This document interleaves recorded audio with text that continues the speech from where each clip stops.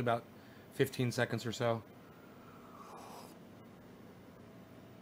Boy, oh boy, oh boy. What a freaking day it's been today. And, yeah, I'm just plugging along. Just doing this thing, man. Hey, Amy. 3. Hey, Debbie. Hey, 4. Hey, Roger. There's 4 notifications. I love it. Those YouTube notifications. Now, I only got 4. I didn't get 6. Unless it's possible that they rang at the exact same time. Let me see that. Let me see. 2, 3, 4. Yep. Yep. I only got 4. See that? See, even when you subscribe for all notifications, you will not get all notifications. That is why you need to subscribe to all 6 of my YouTube channels. Because I only got 4. Yesterday I got 6, or this morning I got 6 notifications. This morning I only got 4. That means if you're only watching one of those channels, you may or may not get a notification. If you're following all 6, you're going to get one. So you should consider that. Yes, retweet my tweets. Yes, please, retweet them. Pro Dragon. Hey, Pro Dragon was the one that was actually retweeting. Thank you, Pro Dragon.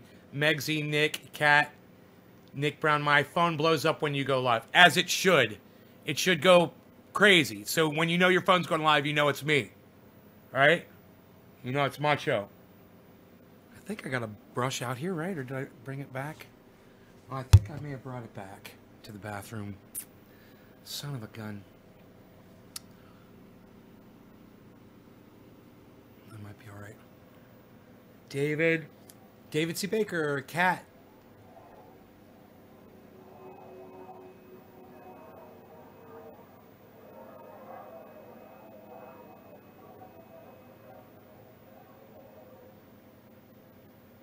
Dude, that was another one of them fucking fast movers. Quick as you hear it, it's gone. Hey, Griffin, no problem. Yes, I know when you go live for sure. Nick, Griffin, in the garden with Nate. Trying to Griffin, thank you, Cat.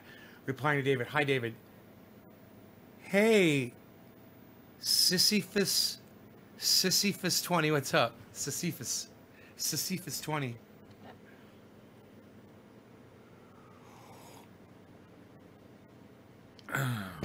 So,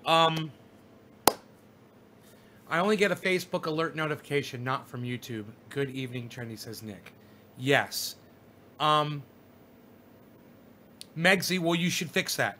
It's the reason you're not getting the reason you're not getting a YouTube alert is because your phone's not set up for it. You need to set up for it. You're not just going to get them automatically, Megsy. Okay? You have to go to YouTube. You have to subscribe to my channels. You have to click notifications, and you have to click all. Then, Megsy, you have to go into your smartphone, go into settings, go into notifications on your smartphone, and turn your YouTube notifications on. You've got them turned off. That's why you're not getting them. Look, I know if you're subscribed to all 6 of those channels, you're going to get at least 4 of those notifications. I know you are. So, you know, the problem is definitely on your end. The problem is definitely in your phone. And you need to go into your notifications. Well, thank you. Yeah, I do know a little bit about tech. Go into your notifications and turn your notifications on your smartphone under YouTube. That's why you're not getting notified, Megsy. Guaranteed.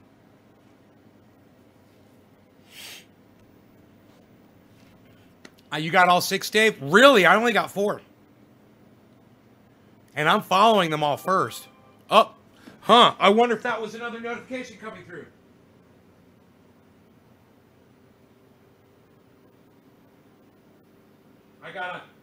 I literally just got a text from that comedian guy that I follow on Twitter. A guy talks like this every once in a while. He talks like this. I can't think of his name. But he's so funny. I can't think of his name, but he's so fucking funny. He hates Donald Trump, man.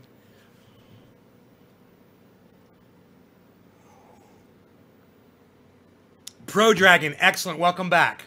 Good, I'm glad. Thank you. Megsy Williams nighttime here. I get all of your notifications. Of course you do, Earl, because you got your notifications turned on your phone. You got to make sure you got notifications for YouTube turned on under your notification setting in your smartphone settings. You got to know how to go on. I did. I'll check it out. I do get notified for other things. Yeah, Megsy, you go to my YouTube channels and you make sure you unsubscribe and resubscribe and click all for notifications. That's how you do it. I know it's such a pain in the ass. And I shouldn't have to walk everybody through this. And that's what sucks about social media now. And there was something else about social media. Do you realize that the older we get, the less time and the less characters social media is giving the younger generations? Do you guys realize that? When we were kids, right, and we had the internet for the first time, we had America Online chat rooms. And that was it, man. I mean, you could talk, you could say everything, you could express everything. And then Facebook came, and then you could only have 5. Well, then it was that other one, MySpace, right? And you pretty much had unlimited amount of friends and everything, and you could expand your thing and you could talk. But then Facebook came, and you could only have 5,000 friends, but you could join groups. But you could only have 5,000 friends. And then Twitter came, and you could only say, 75 characters or whatever the fucking first, what was it? 74 characters or something. And then TikTok comes out, 7 seconds of video. Snapchat, 7 seconds of video. The kids are fine with that. I'm looking at some fucking cunt suck on Twitter saying, hey, everybody needs to come follow me on whatever cunt suck it is, TikTok. And, oh yeah, everybody needs to come over to TikTok and watch my short video uploads that I give for you. And I'm like, yeah, man, because your attention span has literally gotten down to fucking 7 seconds. That's where we're at. You got 7 seconds of attention, boom, next fucking flip. What are you guys, a bunch of fucking crackheads? You can't stay and chill for an hour and learn something? You got to see somebody dance. Oh, I got to see new dance moves. Oh, I got to see somebody else dance for 7 seconds. Oh, I got to see somebody else dance for 7 seconds. Oh, I got to see somebody else dance for 7 seconds. Really? Is that what TikTok is? I don't even know. I don't even know what fucking Snapchat is. All I know is it if anything that erases your shit or goes away is pointless. It's fucking pointless. It's like you guys don't want a trail of what you've said in the past. Oh, God forbid somebody fucking knows what you said about something last week because that opinion changed. You guys are fucking pussies. You're fucking pussies. Put a goddamn imprint on the goddamn internet. Stake your goddamn claim and quit being a bunch of fucking cunt pussies. Jesus fucking Christ. You're really that worried that somebody's going to be able to track your shit down? Oh, 7 seconds of video, and then here's 7 seconds of me saying something. Oh, and then it's going to go away. What is that? That's not how you make a legacy. That's not how you enrich people's lives over time and give them a catalog of information, an encyclopedia of your life. Are you fucking kidding me? You guys are a bunch of fucking weird motherfuckers today on the internet. TikTok and fucking, the goddamn whatever, the fucking 7-second bullshit. It's like you don't even give yourselves any fucking self-worth. You think that that's all people are worth. 7 fucking seconds of your precious day. Doesn't even make sense. That's stupid. What can you get done in 7 seconds? You can't get anything done in 7 fucking seconds. What is that? Your daughter watches TikTok? Well, your daughter's a fucking idiot! Too harsh? I don't think so. I don't think so at all. I have every right to this opinion. And it's how I feel about these stupid competing social medias that are coming out. And they're shortening the time and space and fucking condensing it and compressing it down till it's nothing! They're turning you into ashes! You have no worth! Do you realize that? You're worth 7 seconds and poof, you're gone. Hey, Red, I'm doing good. How are you, buddy? My farts are longer than 7 seconds, says Enoch. Rogan's almost had a 7-second fart one day. I was really impressed. Dale says, thank you. You're welcome, Dale. No message gets across in 7 seconds. I never liked them anyways. I don't even know what it is. I'm sitting here bitching about TikTok and Snapchat. I don't even know what they are. I swear. I'm in no... This is kind of funny because I'm being very, very critical of the services that I don't know. I don't use them. I don't know anything about them. I remember years ago it was...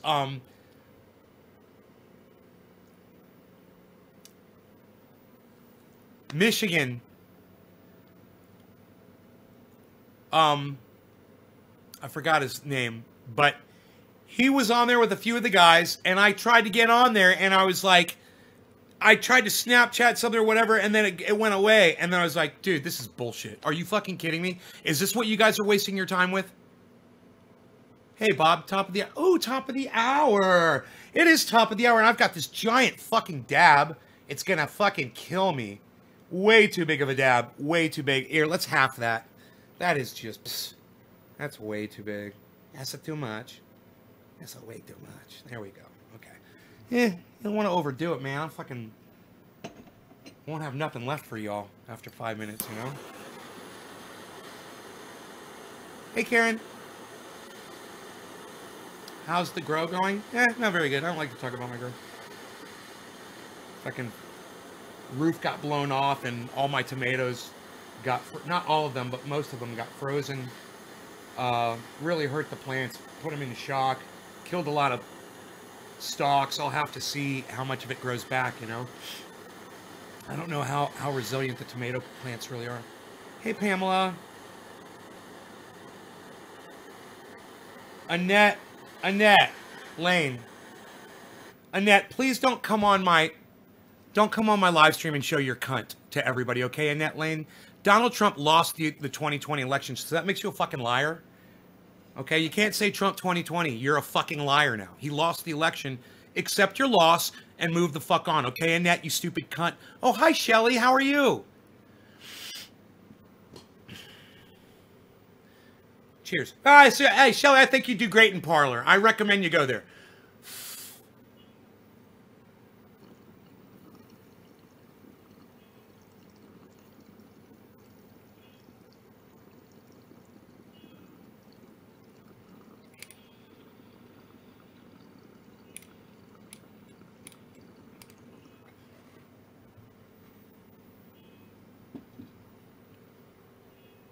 Hey, Lisa.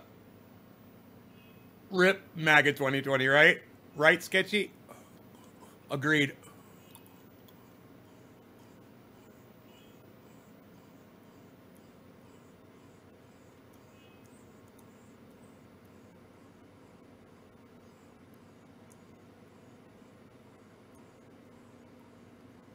Kat, how did I know that you'd be one of the people that would use TikTok? How did I know? Isn't that weird? Isn't that weird? I'm not even surprised. Hey, I don't mind if you love Trump. You just can't come in here and distort your reality. You know, you want to say you love Trump? That's great. Say you love Donald Trump. Say you want to suck his fucking orange cock. Go ahead. I support you in doing that on my live stream.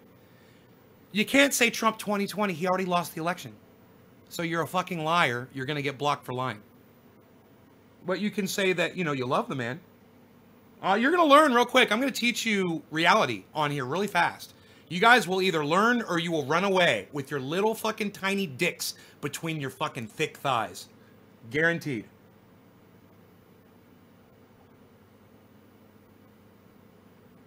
Suicide? Troy, man, I'm sorry, buddy. It sucks. I'm so sorry, homie. That really sucks bad.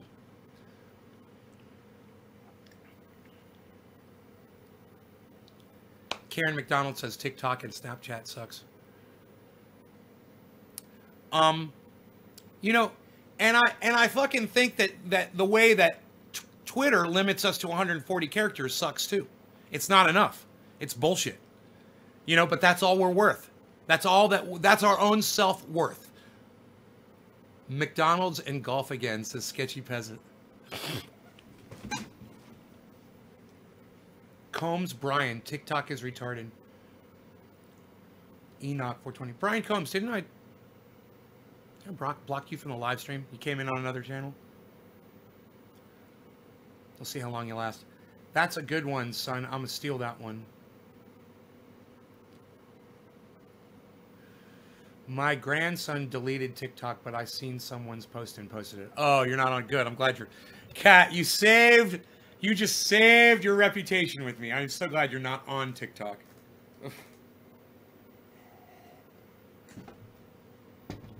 There's a few of you I wouldn't put past being on that fucking bullshit. But you know, when there's so much on YouTube, there's so many things you can educate yourself on YouTube. I can find something about the universe. I can find something about bacteria. I can find something about foreign languages or archaeology or biology, or I can see some guy flying a jetpack, or I can watch, you know, I can see military footage, or I can watch gaming footage, or I can see wildlife, or I can see webcams, or my go-to, I didn't even mention, the only thing I do watch on YouTube almost religiously when it's on, live podcasting. And it doesn't really matter who it is. I love live podcasts. I love going in there. And, you know, sometimes if you wish I was live and you notice I'm not live, you guys might want to go get on YouTube and just kind of click around. And hopefully you followed all the people that I told you to follow, and you'll be able to find me. Who's live right now? Nay's probably in there, you know, just having a hoot, having a great time on somebody else's podcast. That's where I'm at. And when of course, when I go live, I want you guys to fucking leave those podcasts immediately and come to my show, of course. But these are the things that entertain me. And, you know, for me to get on Twitter and just troll people, that's not healthy for me. It's not a healthy place for me to be. For me to go and watch 6, 7, 8 second, however long they are, on some stupid service that lets you just flip through fucking video after video after video after video after video. I mean, seriously. Any of you that partake in Snapchat or TikTok, how many of those little videos can you really recall? I mean, doesn't it just become a fucking blur after a while? I would think it does. You know, because I absorb so much information on YouTube, and those are long videos. They get blurred. So I know your stupid, meaningless 7-second bullshit is fucking dripping right out of your fucking brain socket. Guaranteed. I mean, at least when you go on YouTube, man, this is it, guys. Are you ready? It's the word. You ready? Content. Content. There's content. That used to fucking matter. You know, when somebody would bring something to the table and set it down in front of you, and you could sink your teeth into it and walk away with some flavor. I don't care if it's a smile, if it's you got educated, now you know how to do something you didn't know how to do before, but you're gonna get it. You know you're gonna get it. That's content. That's what I get when I turn on Thunderfoot. That's what I get when I put on fucking Jimmy Dore, or Ron Placone, or Graham Elwood, or Tim Black, or Atheist Experience, or Tim Pool, or H.A. Goodman. I'm going to get fucking content.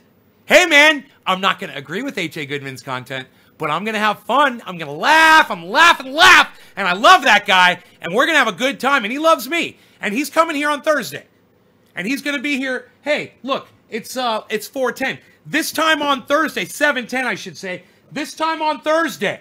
All right? This fucking time on Thursday. I'm telling you, this time on Thursday, H.A. Goodman's going to be right here on this channel, wherever you're watching this. It doesn't matter if you're catching this live on YouTube, or live on Facebook, or live on Twitch, or live on Periscope, or live on whatever your favorite streaming format is. Most likely, I'm going to be live there under the name Nay's Garden, and we're going to have H.A. Goodman, my nemesis, will be here for an interview. Don't miss it. You're going to love it. It's going to be so awesome. All right? And I'm going to, you know, and the reason is I'm going to show you guys how when you disagree with somebody, point for point for point, all the way down the line on every single thing, you can still love them, you can still be their brother, you can still care about them, and you can still get along with them and have conversations with them. So come and check it out. You're not going to want to miss it.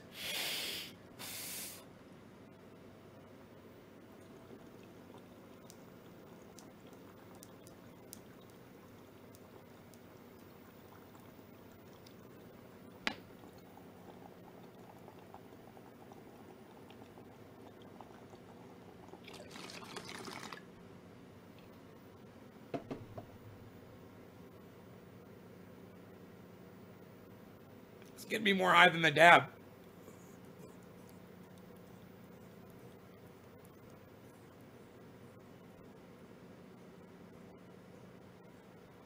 My flower has got some power.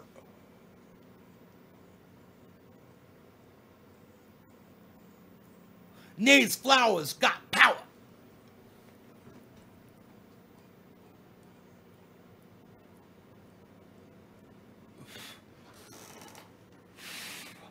Woo! Happy 710, everybody. Ye freaking ha. Here's Johnny.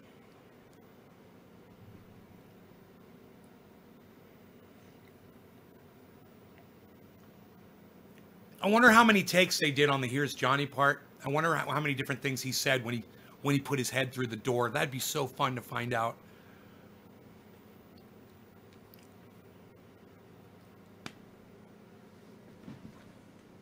Okay, Google. How many different takes did Here's Johnny take? Here are some results from the web. Okay, Google. How many takes did Here's Johnny take? 60 takes. Here's a summary from IndieWire. Kubrick took more than 60 takes of the scene where the camera simply slowly zooms in on Scatman Crothers.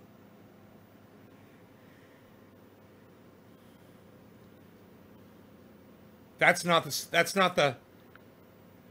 same scene, is it? Scatman Crothers, what? 3 days to film. And they used 60 doors! Dude, he had to bust through the door 60 times! Dude, that is so cool. What a cool story, man. Holy shit.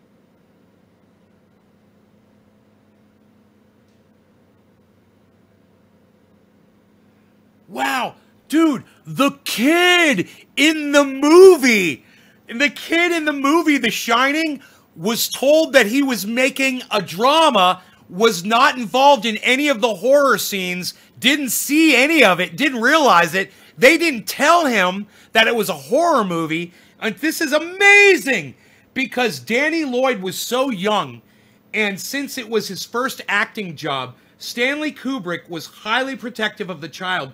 During the shooting of the movie, Lloyd was under the impression that the film he was making was a drama, not a horror movie. In fact, when Wendy carries Danny away while shouting at Jack in the Colorado lounge, she's actually carrying a life-size dummy, so Lloyd would not have to be in the scene. He only realized the truth several years later when he was shown a heavily edited version of the film. He did not see the uncut version of the film until he was 17, 11 years after he made the movie. Can you fucking believe that? Red rum, red rum, red rum, red rum, red rum. Okay, Mrs. Torrance. He had to do all that shit and he thought he was in a drama. He didn't realize he was in a horror movie. Is that fucking crazy? Dude, I want to go back and watch it just because of that.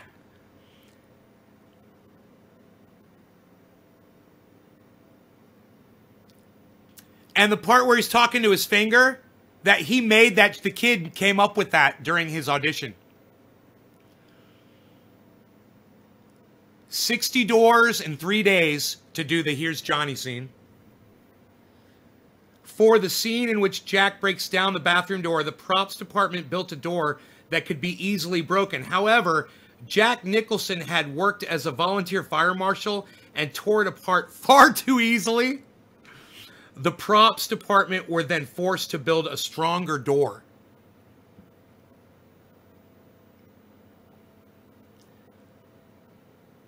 To get Jack Nicholson in the right agitated mood, he was fed only cheese sandwiches for 2 weeks, which he hates.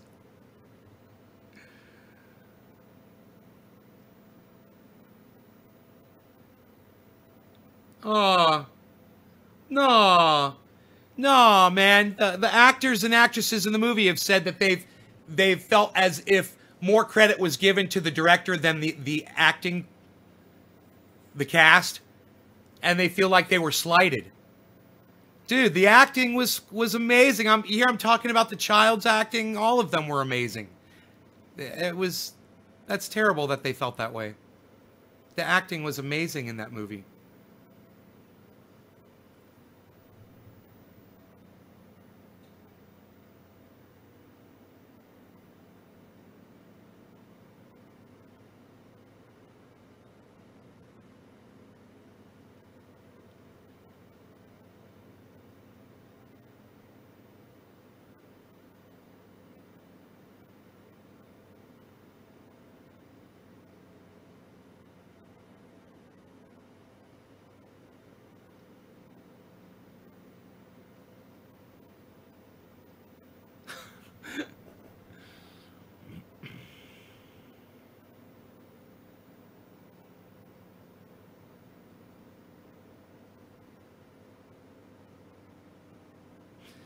Jack Nicholson was exhausted. He would go straight to sleep after a day of shooting on the set. He was completely exhausted.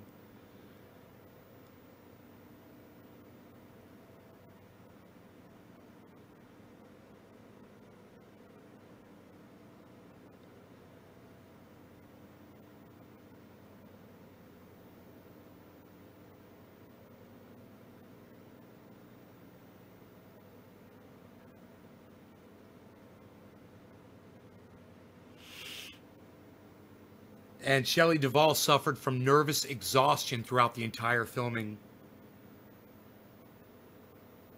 including physical illness and hair loss. The snowy maze near the conclusion of the movie consisted of 900 tons of salt and crushed styrofoam. Jesus fucking Christ. Dude, I was like, where were they where there was all that snow? Isn't that hilarious? Oh, it wasn't even fucking cold, man. It wasn't even fucking cold. I'll bet. Well, it probably was cold. They were probably blowing out, right?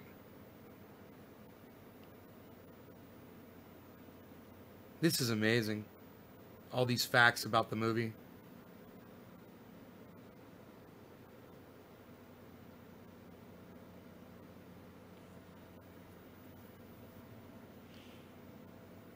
So, as he lived in England, Stanley Kubrick was not at all familiar with the "Here's Johnny" line from The Tonight Show starring Johnny Carson that Jack Nicholson improvised. He very nearly didn't use it.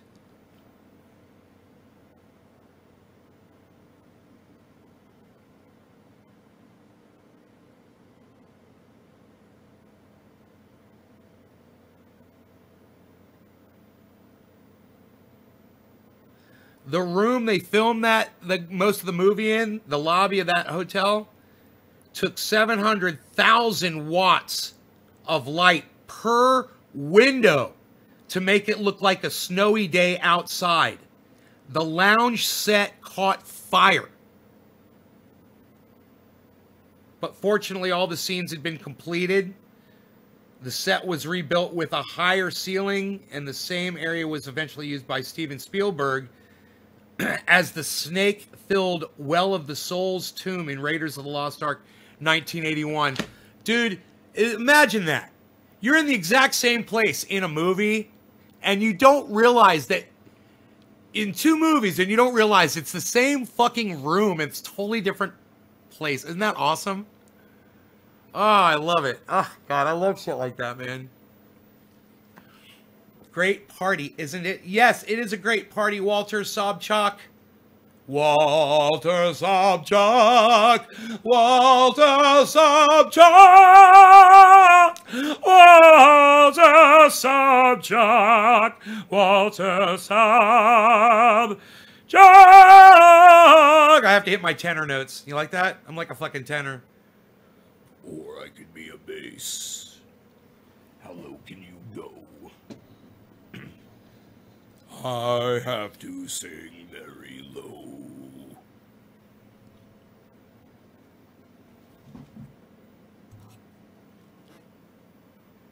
You could be a subwoofer.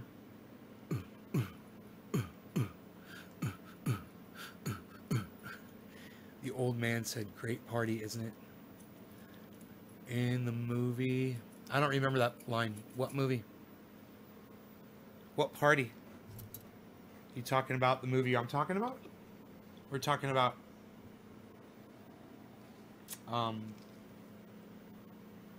The Shining?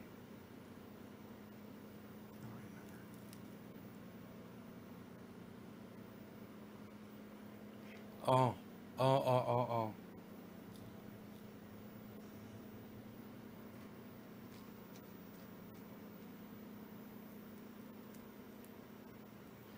Zee-bop, boop, bop, ba-doo-da, ba-doo-da-dee, boo-da, boop, ba-dee-da-dee, boo. Zee-ba-dee-bop, bop, ba-doo-doo-ba, doo-ba-doo-da, ba-dee-dee-dee, boo, ba-dee-da-ba.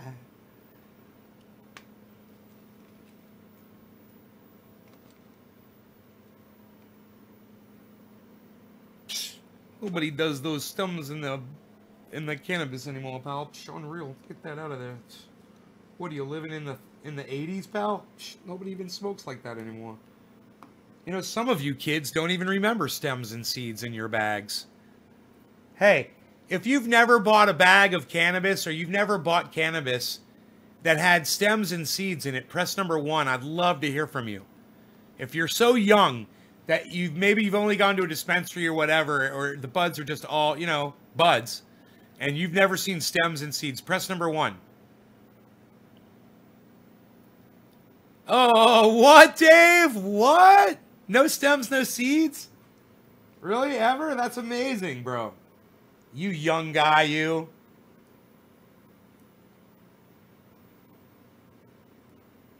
Let me tell you something. Back in the day, it was all you could get. That was the only kind of cannabis you could buy, bro. When I was a kid, when I was 16, 17, 18, 19 years old, I'm telling you, everything had seeds in it. As I got older, the cannabis got better. And then you would get cannabis that didn't have seeds in it. But that was, you know, when I got older. And as I got older, the buds got better. Somebody asked me, has cannabis changed much? That's one way it's changed, for sure.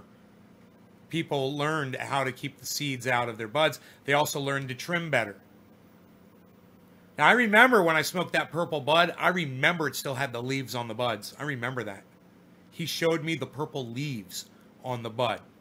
He said, look at these purple leaves, bro. And they were fucking purple, bro. I remember how purple they were. You know, fucking A purple. I'm looking, here. This is how fucking purple those leaves were.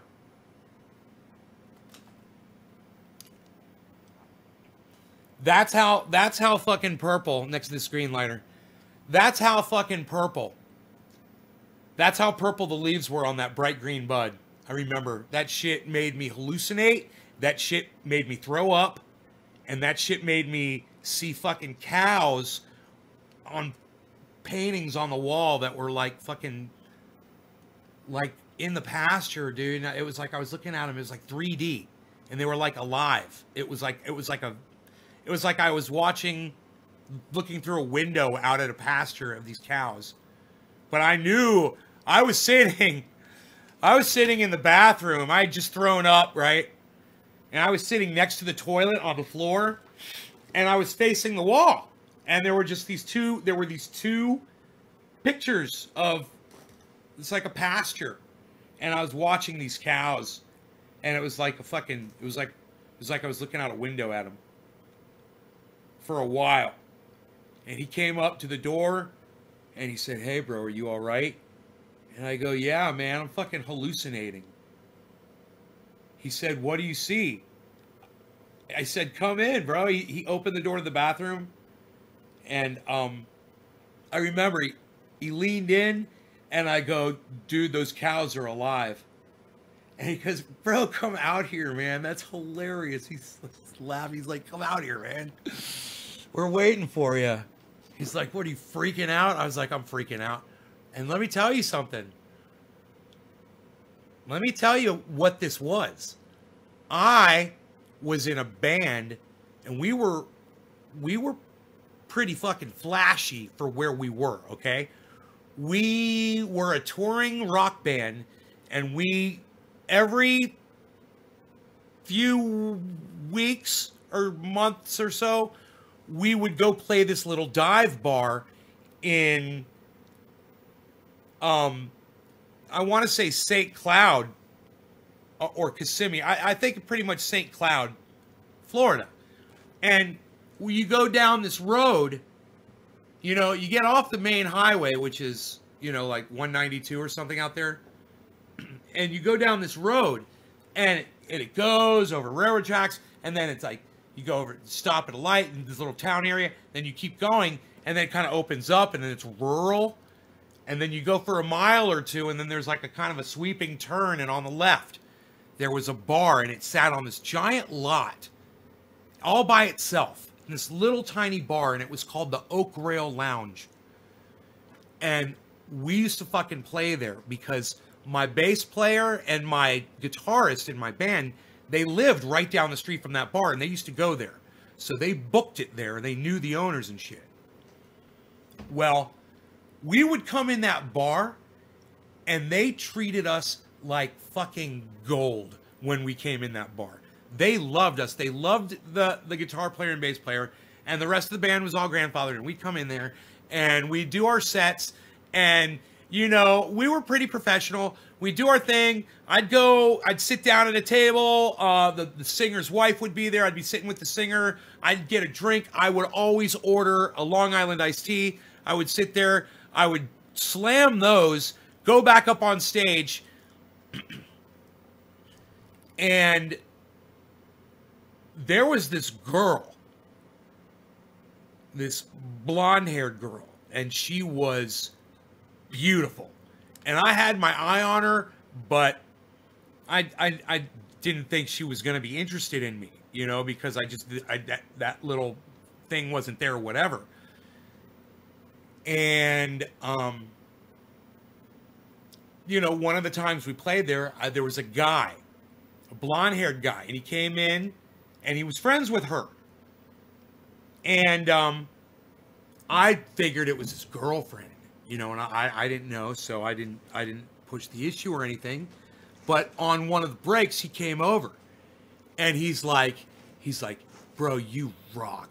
I'm like, thanks. He's like, you smoke, bro? And I'm like, fuck yeah, I do. He's like, hey man, after the show, you want to come by my place and try some fucking badass shit I got? And I'm like, yeah, definitely, bro. Yeah, man, for sure. Because listen, it's a long drive home. It's a long, lonely drive home from that fucking bar, you know, and you've been fucking sitting there rocking for 4 hours, and, you know, it's nice to have a little after party because everybody's left the fucking bar, you know, and this guy's like, yeah, man, come over, I got some girls coming, they're going to meet up with us, blah, blah, blah. I'm like, okay. This guy was a heavy equipment operator. He drove bulldozers for a living. I got back to his place, and it's a little bit fuzzy, but he got that girl to come back to the house with us. And when we got there, I swear, the way I remember it, he was encouraging her to hang out with me. He kept like talking me up. He was like, bro, I'm saying he was just saying bullshit. He was like, you were the show, bro. I'm like, we couldn't take our eyes off you, man. You got your whole band up there. He's like, and you're not even singing. He's like, and you just, you hold the stage. You hold our attention. And he was speaking like it's like him and these two girls. And he was like acting like he was speaking for the women. And he was like throwing the women at me. I mean, they really weren't interested. You know, you could tell. But, you know, this girl, she kind of took a liking to me. And she came over, she sat with me, and we started talking, and we kind of got friendly with each other. And then he's like, all right, bro. He's like, check out my buds. I'm like, right on. He pulls out a fat sack, like an ounce, and he pulls a bud out, and the bud is, I don't even have one here to demonstrate how big it was. None of mine here are that size, but he pulls out this fucking bud, this dank, big, fat bud. You know, he probably grew it himself. I don't know. But he pulls out this fucking bud, and it is, I'm telling you, it's fucking this big. It's that big around, right? It's dank. It's all nutty. And he holds it up, and there's a light. There's a light right there, like, you know, when you got a Lazy Boy, and you got your magazines and the TV set, and then there's like a light that goes over, and there was one of those lights right there. And I remember he held it under the light right there in front of my face, because I was sitting right there. And he goes, look at the purple leaves, bro. And I go, whoa. And he goes, have you ever seen bud purple like that before? I go, no. And I had smoked a Thai stick. And I had never seen anything like this before. And I'm like, no. He's like, wait, he's smoking. And he pulls out a bong. And he gives me a bong rip.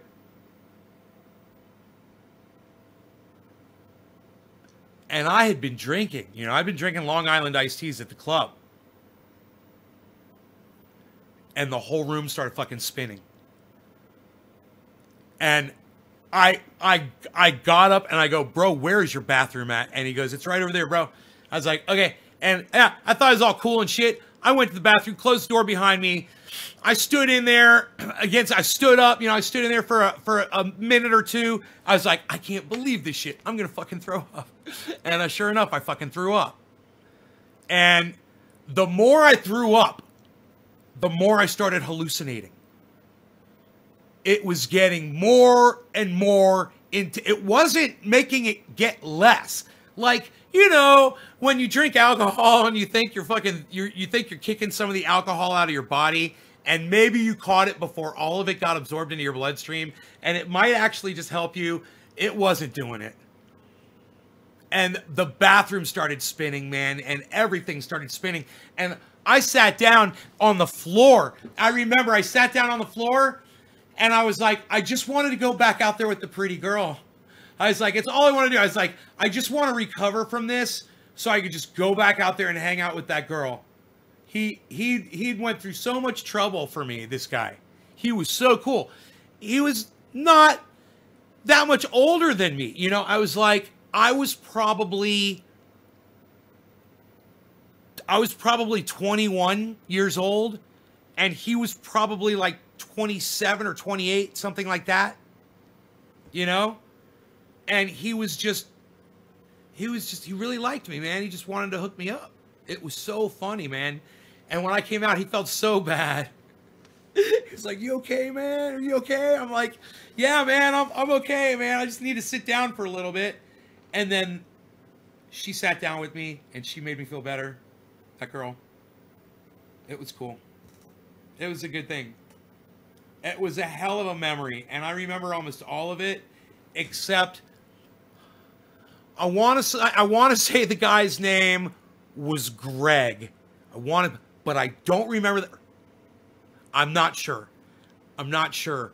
But I don't remember where he lived. I just remember what he looked like. You know, and I remember that he was a heavy machine operator. I knew that he had money, that he was doing really well. But I didn't know anything else about the guy. I didn't have his phone number or anything. Lost, you know, total touch with the guy. And, you know, it'd be so bad the fuck ass if I could find out who the fuck he was. You know, I'm pretty sure, man, I could probably get in touch with my guitar player, but he might not know that guy. You know? He might not really have known that guy. He might not. I don't know if that guy would have actually gone up to him. Instead, he came up to me, you know? It was like that kind of a thing.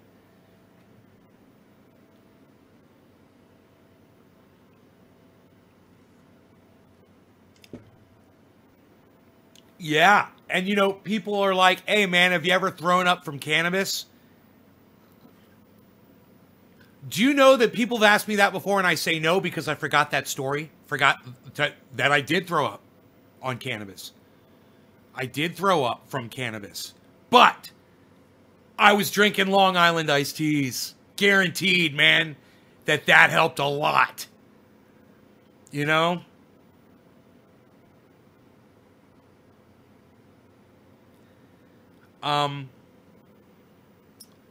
And who knows what the fuck else we did at that guy's house. I might not remember. But I was just a kid, man, you know?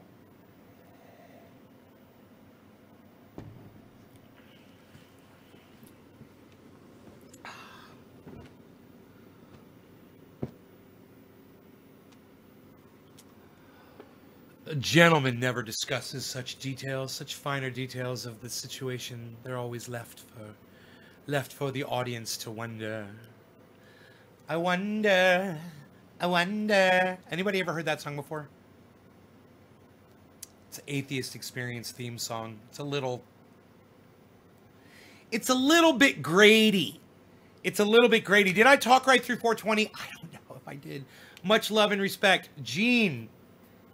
Thank you, Gene Geyer. I really appreciate you, honey. Thank you so much. You seem like you might be a pretty lady. Are you a pretty lady? You saying nice things to me? I really need that right now in my life. I really do. Thank you so much.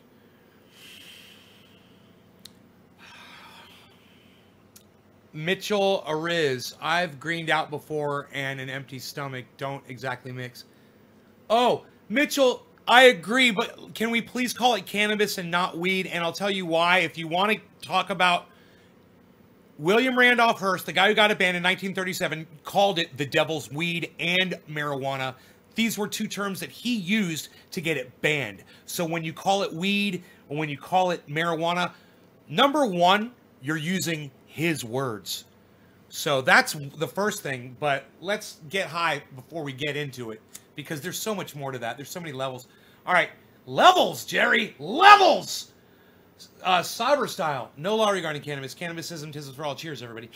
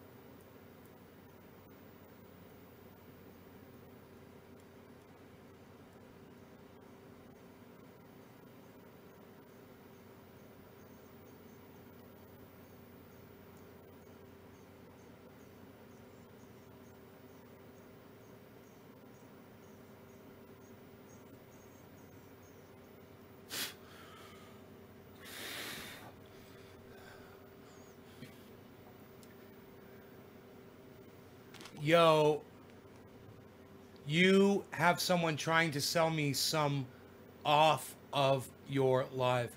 Trina Leva, what do you mean?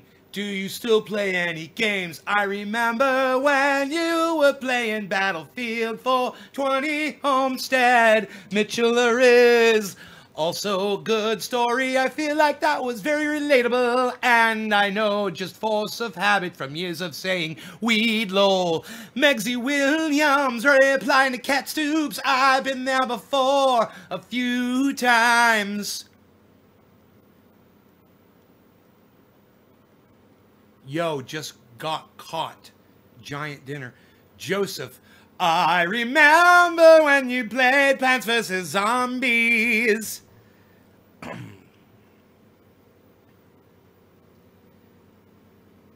And then the music died. For alas, there was no more chat to feed his inner soul. The lyrics were no longer there.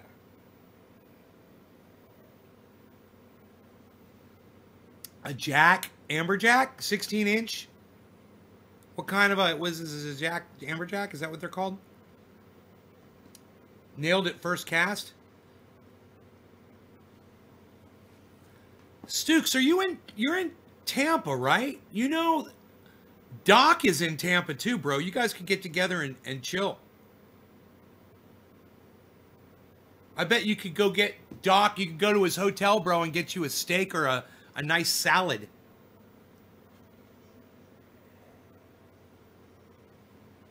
All the consoles except, how far away is that from Tampa? Oh, are you down on the East Coast, bro? Down like near Miami and shit? Or are you up near Tampa? Hour north of Slowski. Okay, okay, so you're on the East Coast, right? You guys are on the East Coast, right? Beezle. Beezle.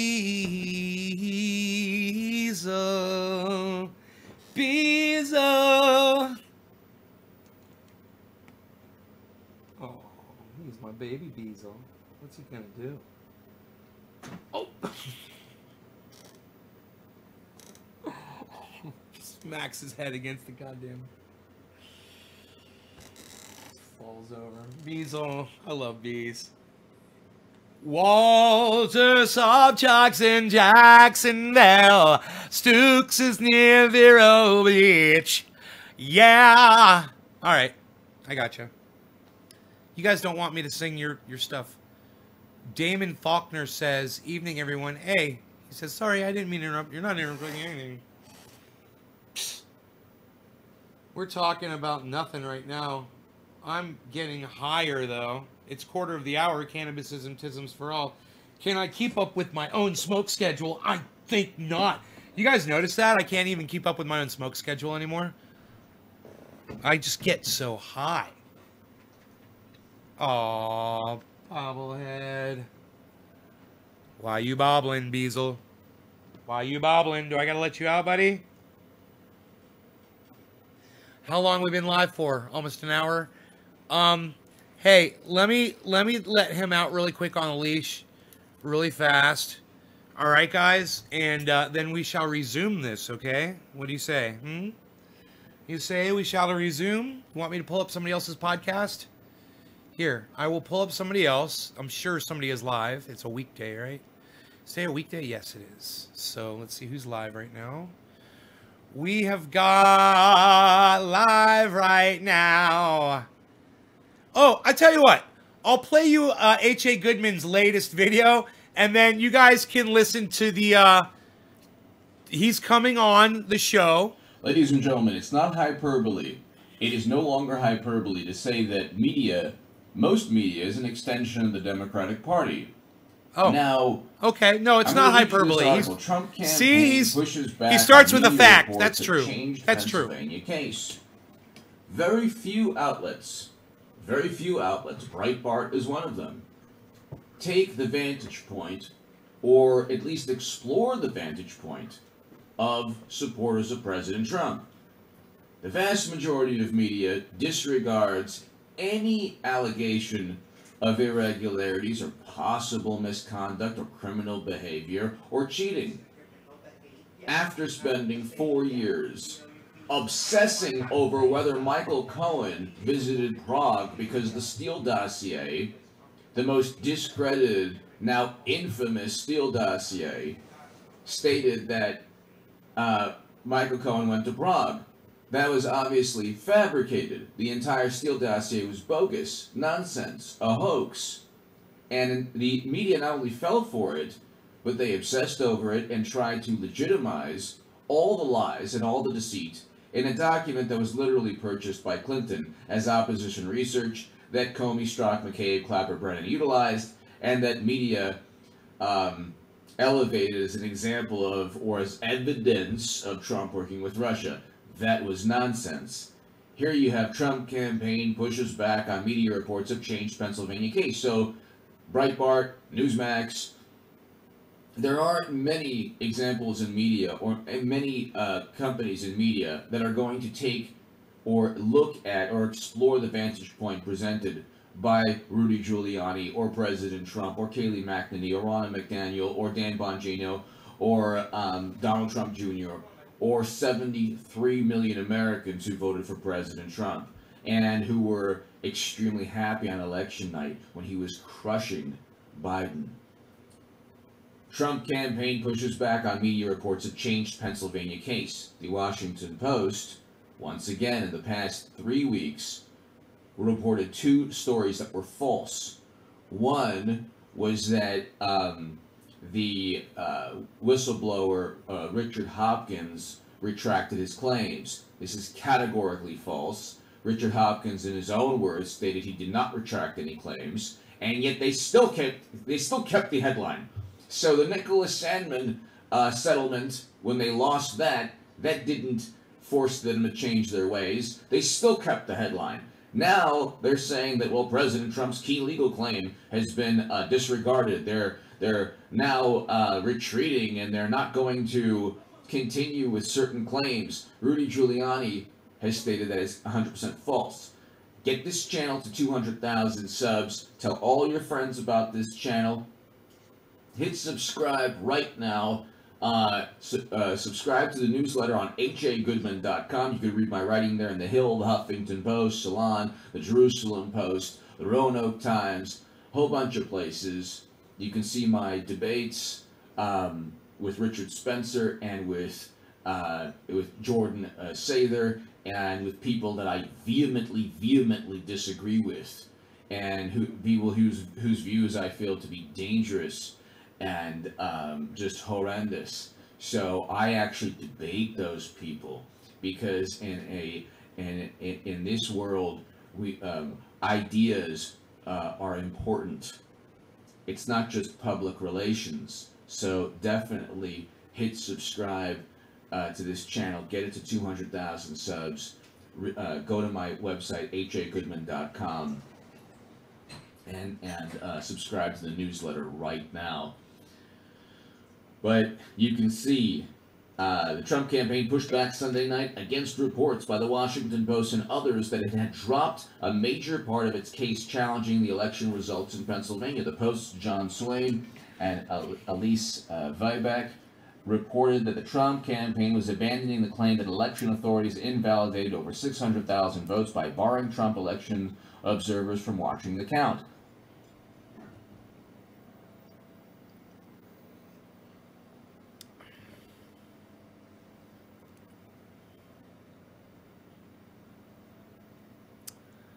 So, I didn't hear it because I was out with the dog most of it, but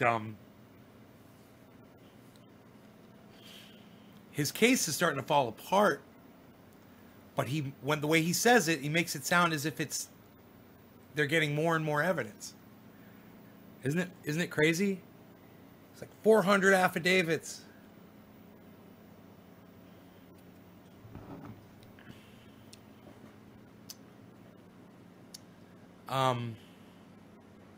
I kind of want to listen to what else he has to say about it.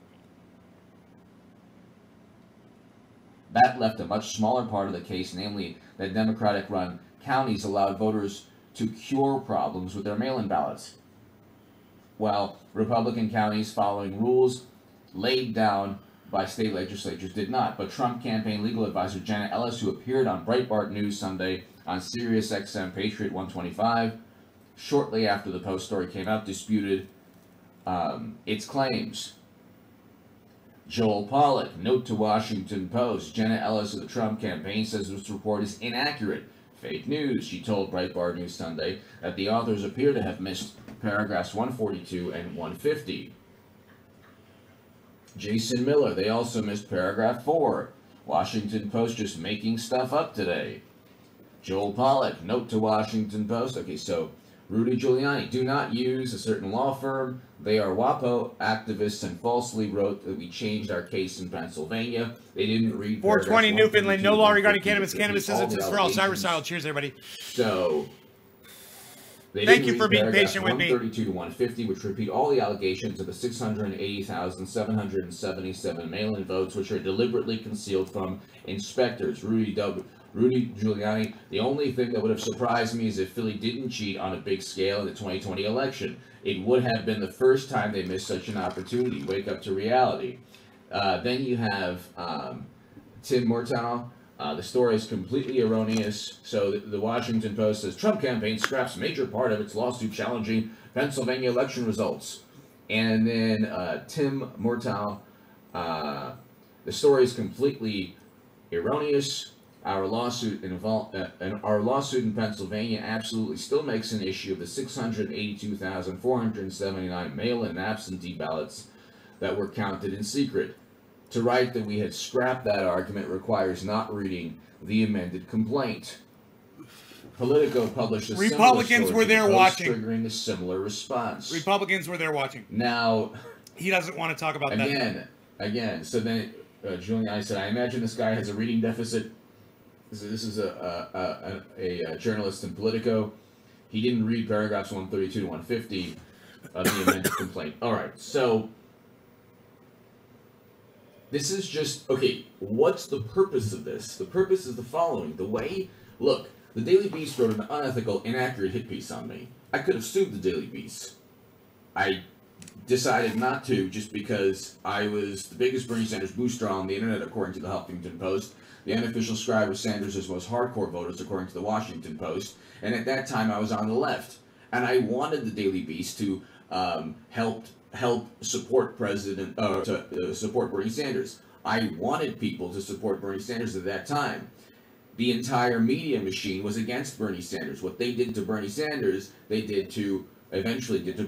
were doing at the same time, and eventually worse to President Trump. They tried out every dirty tactic, every nasty, disgusting public relations spin against Bernie Sanders first.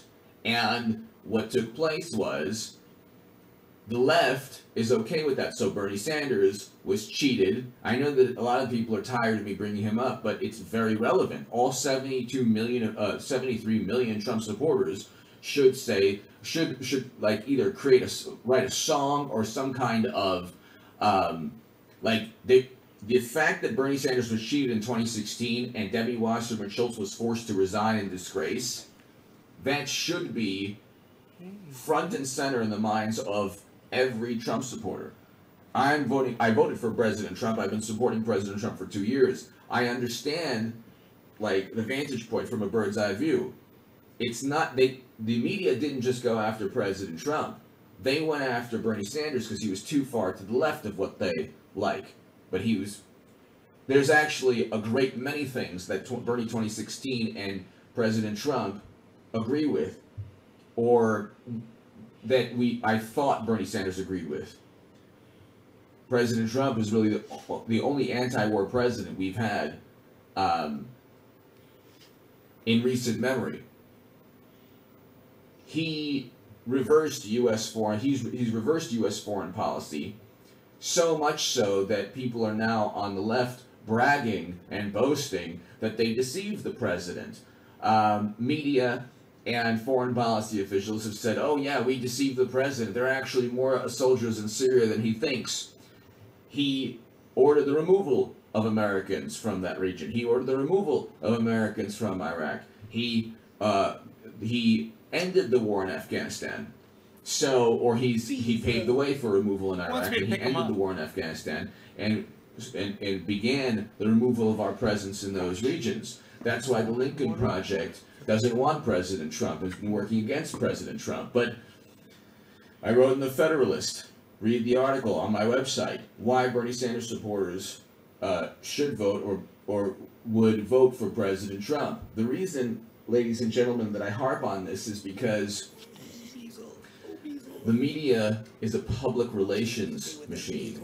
It's generally a public relations machine that promotes one vantage point.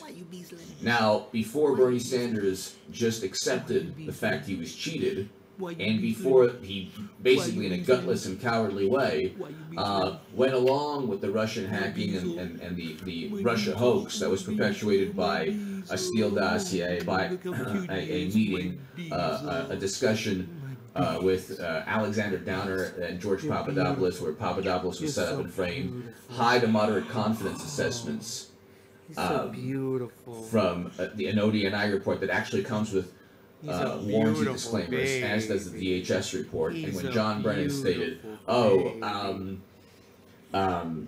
John Brennan stated that I don't do evidence, I do intelligence, he was making an admission. He admitted that intelligence is not evidence.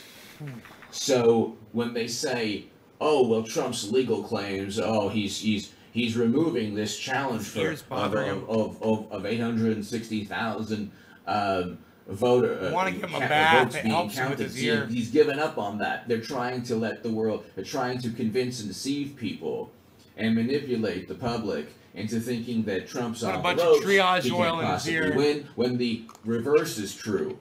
The opposite is true. Triage President oil. Trump is actually gaining momentum in Pennsylvania. There was a 4-4 tie in the Supreme Court before the election as to whether or not to do away with votes cast after Election Day. If you do away with the votes after Election Day, President Trump wins that state.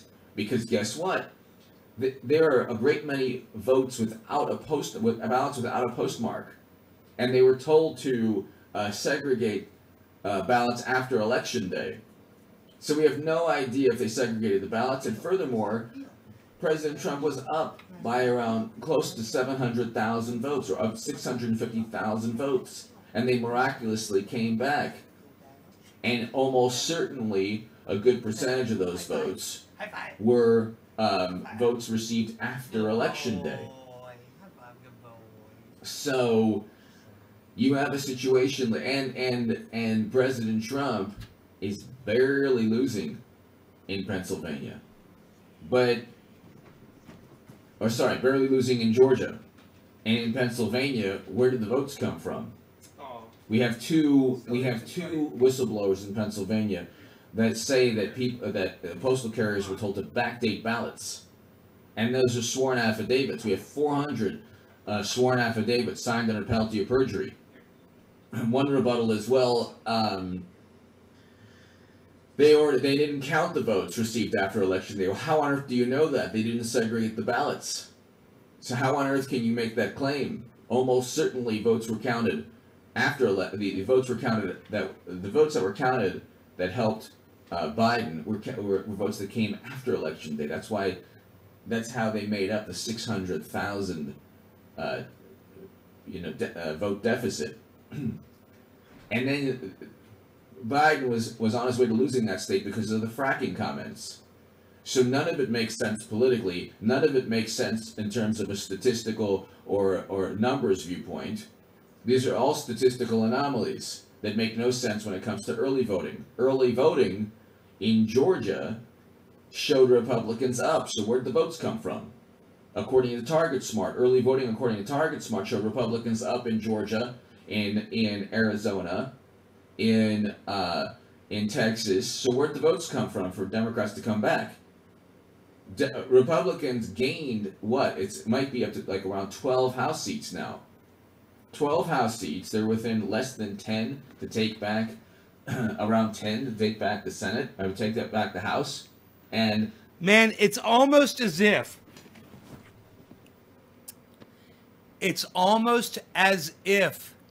H.A. Goodman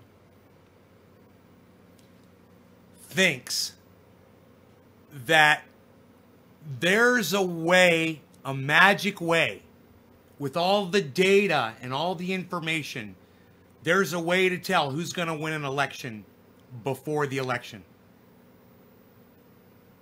It's almost like he thinks that. You know, according to all the data, according to everything, according to the pre-registrations, according to this, according to that, according to the voting numbers, according to all of this, Donald Trump should have won. Well, dude, if you could predict an election like that, then you could have won fucking $1 million in Vegas. Easy. 10 to 1 odds, I guarantee you. You could have got that. You could have put down $100,000. You could have walked away with $1 million. The reason why H.A. Goodman didn't put $100,000 down in Vegas on the election was because even he knows that there's no fucking way that anyone knows who's going to win an election until all the votes are counted. He knows that. But he never mentions that, does he? He never mentions that little fact. That's an important fact. That's important, right? But he doesn't mention it. The opposition party, if they end up doing a DNC primary to... This is H.A. Goodman. Trump, He's going to be here on Thursday. The opposition party gets around 27 seats in midterms. So Democrats are looking, they're looking at a Pyrrhic victory. Because if they end up cheating President Trump, you have a political slaughter in the House, impeachment immediately because of his son Caligula's emails, and then you have the Senate that remains Republican. It'll remain Republican. Then you have state legislatures where the Republicans control redistricting. They get to redraw the maps. So where is this? So if the rebuttal is, well, and Trump was very unpopular. H.A. Goodman is okay with that. Million. Did you hear that H.A. Goodman just said he's okay with the Republicans redrawing the district maps to swing elections in their favor? He's okay with manipulating how votes come in to an election. He's okay with that. But he's not okay with somebody cheating when the votes are coming in during an election. He's okay with one kind of a manipulation, but not... You're okay with that? H.A. Goodman, are you really okay with that? You're all right with Republicans redistricting? They call it gerrymandering, H.A. You don't use the word gerrymandering? Isn't that kind of weird? He doesn't call it what it is. It's officially... That's the accepted term. It's called gerrymandering. It's not called redistricting. It's called gerrymandering. And it's called gerrymandering for a reason, because it's a fucked up thing to do.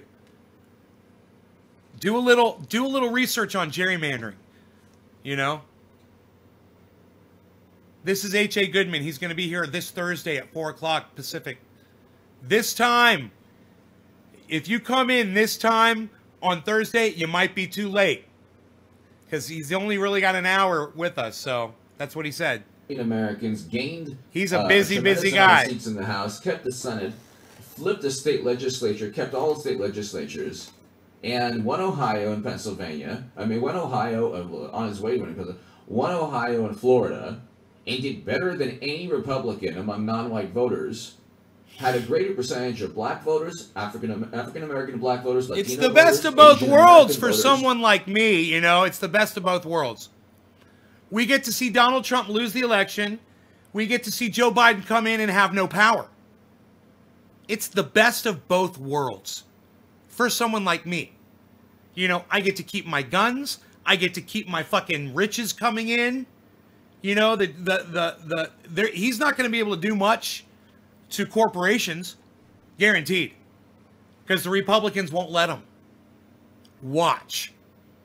Had a greater percentage of... They really like the way things are set up right now with Donald Trump. That's why they didn't want him to lose. Non-white voters than he did in 2016, or than any president, like I said, GOP candidate in 60 years. Right. So how do they explain Republicans in certain key swing states? So right. then how do they? True. Where do the votes come from? Democrats. Where do the votes come from? Mail-in voting. Democrats. I want to know. Democrats. It'd be nice to find out where the votes came from. The USPS. Mail-in they voting. Suddenly made up a deficit. See, the reason that Jake Tapper and CNN and all these people are like, oh yeah, you know, Trump's legal challenges in the Washington Post. Trump's legal challenges. Oh, he's totally grasping at straws. They don't realize that A, a lot of these lawsuits are just lawsuits to set a precedent. B, it's only been about 2 weeks since the election. You're not going to get the direct evidence needed. There's a tremendous amount of circumstantial evidence, 400 affidavits, 12,000 incident reports, and you have whistleblowers talking about criminal activity. But you need investigations to find the direct evidence. Well, the or more affidavits. circumstantial If the evidence affidavits have leading been to filed, direct then that's evidence. an You see, affidavit. It's here been filed. You actually have potential crimes. They're investigating it. With Trump Russia, you never had a They've specific dismissed. crime. They've dismissed fucking Nobody 15, signed 14 or anything under 15 of penalty these perjury. cases. Not from McCabe to, and he lied under oath numerous times. They keep dismissing Trump's cases. That's why one of the reasons he was fired from the FBI. But nobody signed anything under penalty of perjury. Not Brennan or Clapper or Comey or McCabe or Strzok or Alexander Downer or Christopher Steele or Glenn Simpson or any of the people involved in fabricating Trump Russia. Trump didn't work with Russia. That's nonsense. That was absurd when I first heard it in 2016. He certainly defended them a And I lot. said Trump would win in 2016, Clinton would lose, and she did. And I said he would win in 2020, and he did. On election night, he crushed it. And then suddenly, miraculously, all of these states stopped counting. Gee, that's interesting. That's really interesting. Did they get a memo? Why? What was it? Their bedtime? What? And then What is he media talking wouldn't about? give states that are close to Trump, but would give states to Biden that are close for Biden. They took 1,000,000 years to give North Carolina to Trump. Arizona they called. Oh my goodness. And then you say, well, we came back in Arizona. There are irregularities in every single state. Oh, by the way, President Trump outperformed in every metro and urban and city area and region in the country, except the cities in the states where the major metropolis areas or cities in the states where Biden came back. Isn't that interesting? And Biden underperformed. Clinton in urban areas throughout the country. He did. Except those cities, underperformed Clinton among non-white voters. Democrats lost seats in the House, failed to gain the Senate or even a state legislature. He said that before. So where did those votes come from? And President Trump had 92% media He asked coverage. that before. And the Washington Post I said mail-in still voting. is Democratic writing mail-in voting. articles that are not factually accurate. And this is why they settled with Nicholas Stadman. Give me Why? your thoughts below. Okay, let me give you. President Trump He doesn't is want my on- thoughts below, so I'm just going to give you my thoughts right now. You know, we had COVID. There is a distinct difference between Trump supporters and Democrats. One of them is Democrats have a tendency to wear masks more than Trump supporters do. I've witnessed this firsthand. I've seen it myself. That being said, that is a indicator that Democrats are more conscious about what's going on with COVID, and they're more concerned about what's going on with COVID. So they're willing to take precautions.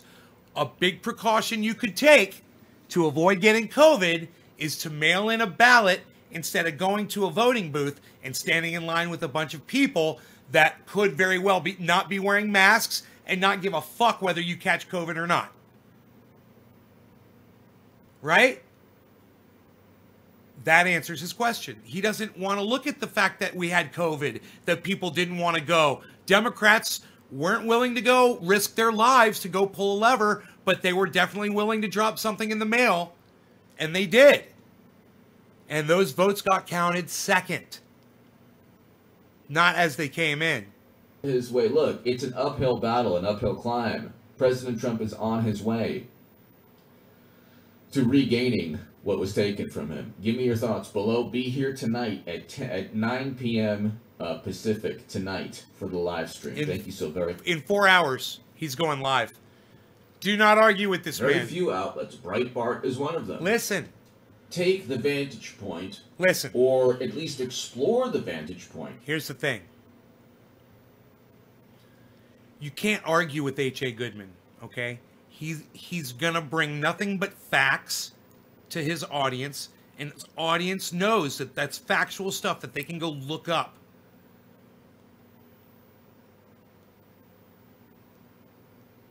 The gun prices before COVID were beautiful. I should have got a goddamn AR, man. Fuck. Anyhow,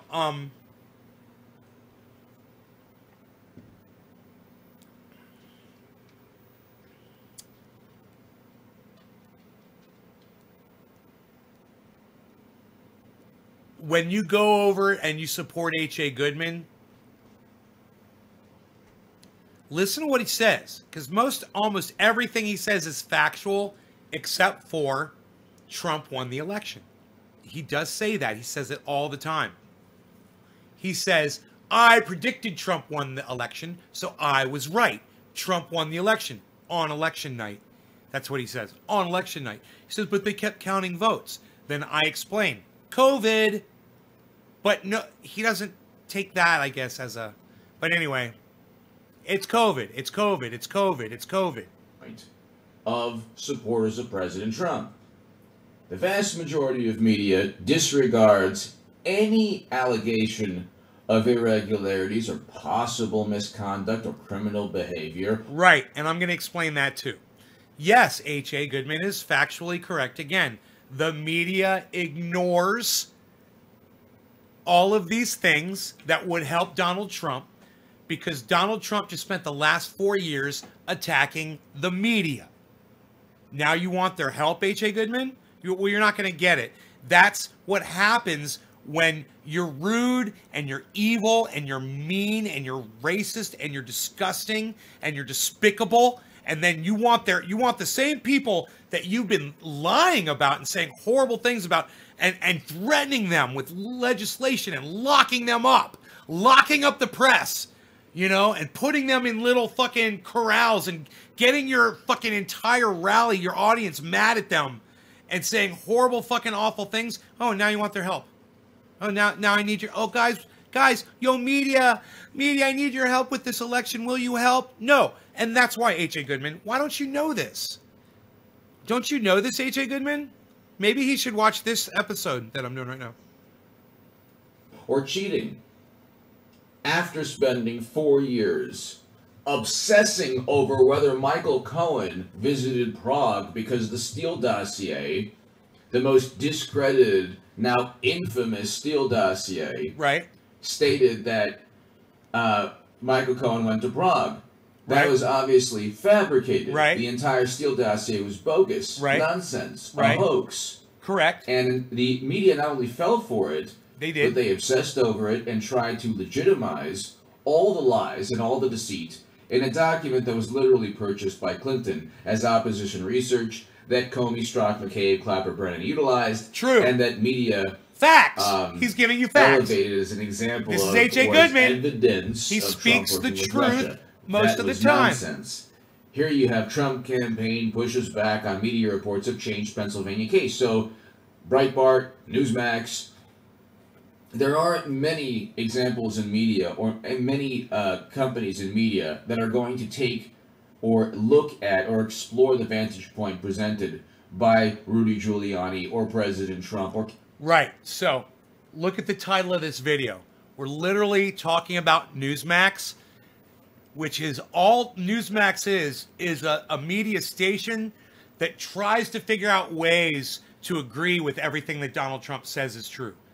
Even though they're lies, and everyone knows that Trump lies, Newsmax is there to try to prove all of his lies true. They should be called Proving Donald Trump's Lies True Network or something like that. Kayleigh McEnany or Ronna McDaniel or Dan Bongino. All right-wing, toe the line of Donald Trump. Whatever, the people he just mentioned, these are all right-wingers who blindly say whatever Donald Trump says. They don't just go after the facts and go at it from there, which you could do like Ben Shapiro does, you know? No. More like Candace Owens, just completely blindly follows Trump. It's fucking psychotic. Or Donald Trump Jr. Oh, yeah. His son. Yeah, great. Donald Trump Jr. If you have a positive opinion of Donald Trump Jr., press number 1. If you have a negative opinion of Donald Trump Jr., press number 2. I'm kind of curious. Let's do a poll. How many people like Donald Trump Jr.? How many people don't like Donald Trump Jr.? 1 if you like him, 2 if you don't. Stukes hit 2. Dave C. hit 2. Damon Faulkner hit 2. Well, he's using him as a reference for his daddy. or 73 million Americans who voted for President Trump. True. Now, I'm sure it was, 72 point whatever the fuck. I did the math earlier today. I'm sure he's probably over-exaggerating the number. If I know H.A. Goodman, he's over-exaggerating the number. Okay, Google. Total number of Americans who voted for Donald Trump in 2020. Here's a result from the web.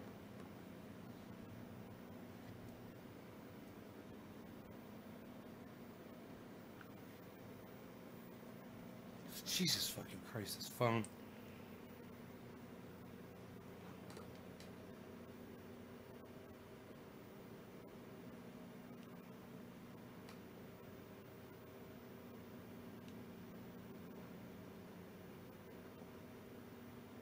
I don't know. I had that shit earlier. I should look it up on my... I should look it up. I don't...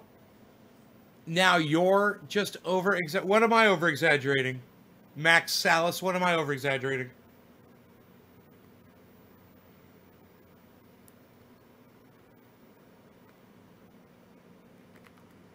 What exactly am I over-exaggerating?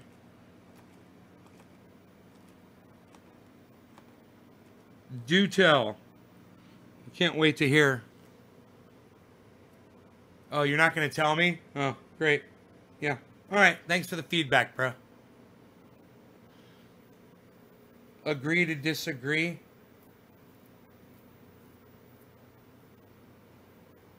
Agree to disagree about what? Facts? No, I don't agree to disagree about facts. Oh, no. I stick to the facts and I tell my audience what the facts really are. Like when he says Donald Trump won the election, I say that was a lie. The facts are Donald Trump lost the election. Right? There's nothing to agree to disagree with on that. Right? There's nothing to over-exaggerate about that. I mean, I can really easily look up these numbers, guys. Here, I'll do it right now. I'll look up these numbers right now, okay?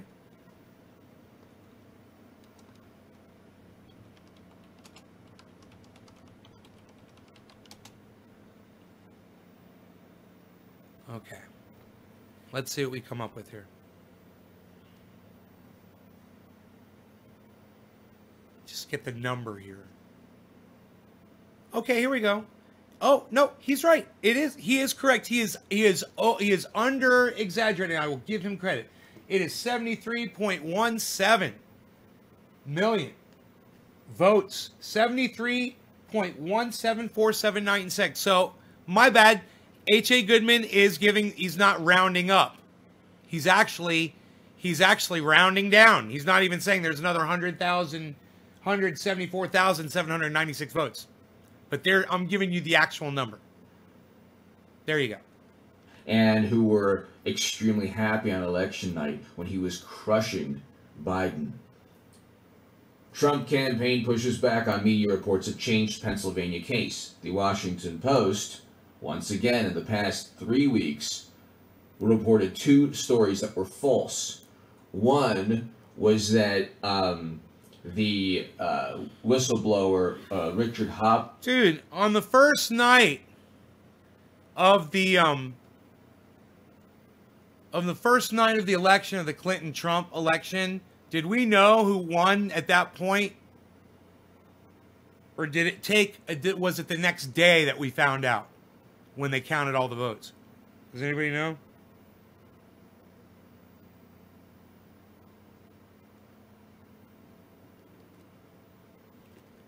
I mean, when did they stop counting votes for the 2020, for the 2016 election? You know?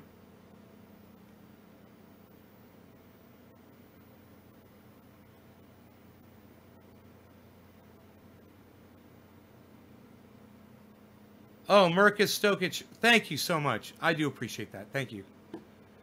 Yeah, man, I don't pick sides, man. I don't pick sides. I just, hey, man, I'm just here for the facts. You know? I'm here to show you the fucking facts every time. That's all I'm going to do. I did not know till Friday or Saturday.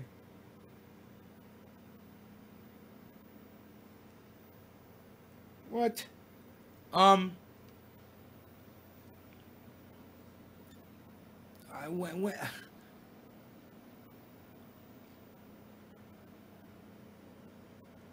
Would Google know that? Okay, Google. What day did America know that Hillary Clinton had lost the 2016 presidential election? I found these results. 12 days?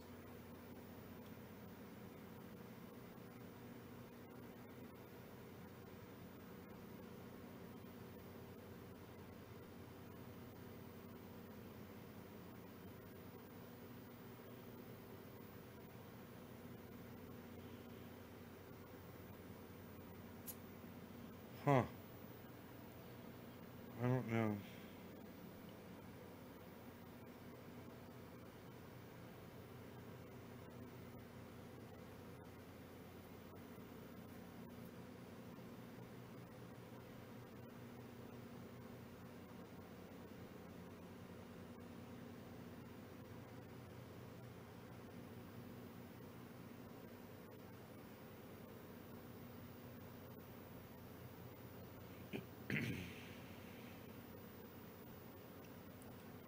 She got 65.8 million votes and he got 62.9 million votes. God, man. She got a lot more votes than he got. God damn it.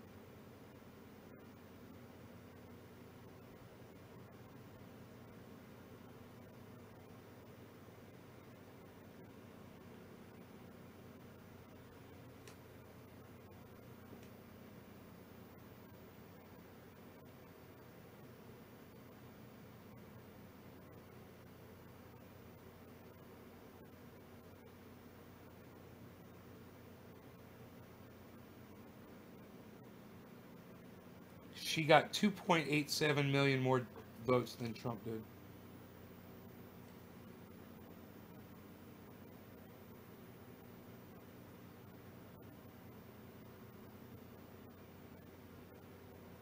Oh my God, they're talking about Russian interference. So stupid. With no evidence.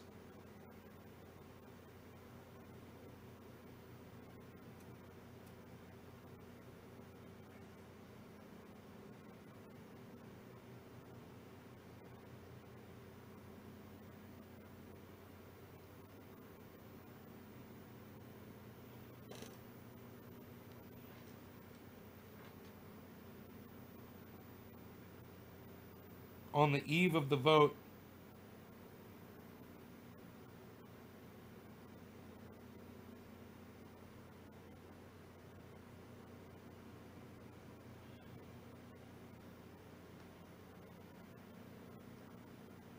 Trump expected to lose the election and rented a small hotel ballroom to make a brief concession speech.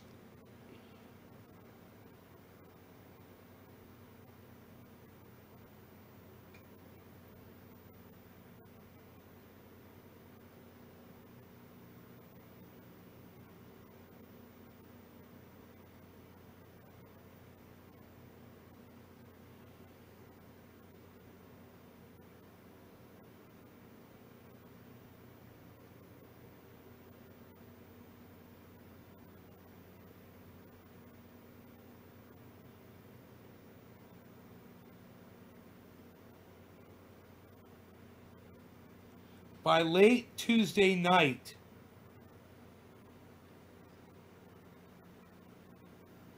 Clinton refused to concede.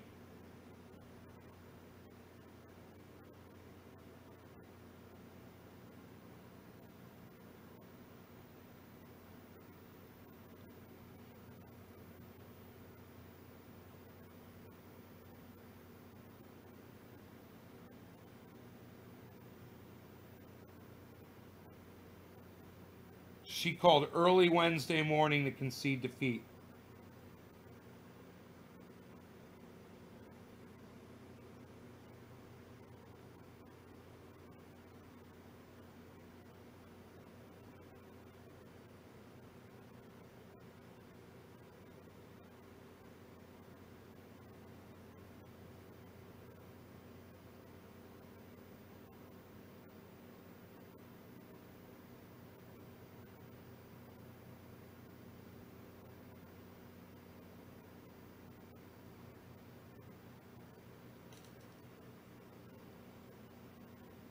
Wow, it's interesting, huh?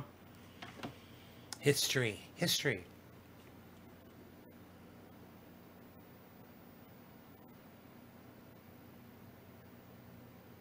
God, it's fucking crazy. The lead Biden's got over Donald Trump is 5 Jesus Christ, 5.6 roughly.